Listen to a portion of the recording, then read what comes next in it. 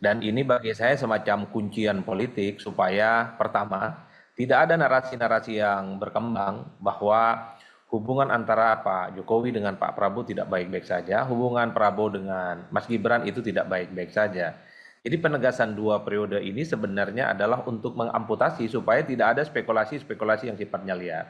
Yang kedua tentu ini semakin ingin menegaskan betapa secara realitas politik bahwa di 2029 hampir semua orang, terutama misalnya orang-orang yang saat ini berada di sekitaran istana, itu pasti punya intensi untuk bisa menjadi calon wakil Pak Prabowo Subianto karena ada kecenderungan Prabowo Subianto maju untuk yang kedua kalinya di 2029, posisinya sebagai petahana, posisinya sebagai presiden, relatif akan mudah untuk memenangkan pertarungan politik.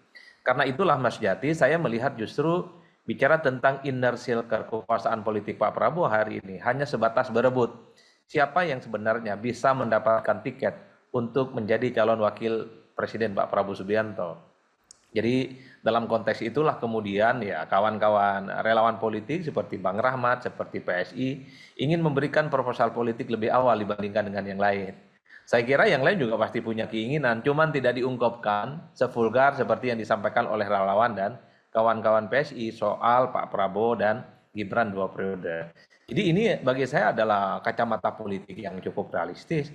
Betapa memang pertarungan di 2029 itu ya sudah dekat sebenarnya. Jadi tidak mengherankan diskursus soal Prabowo Gibran dua periode ya terus bergema hingga saat ini.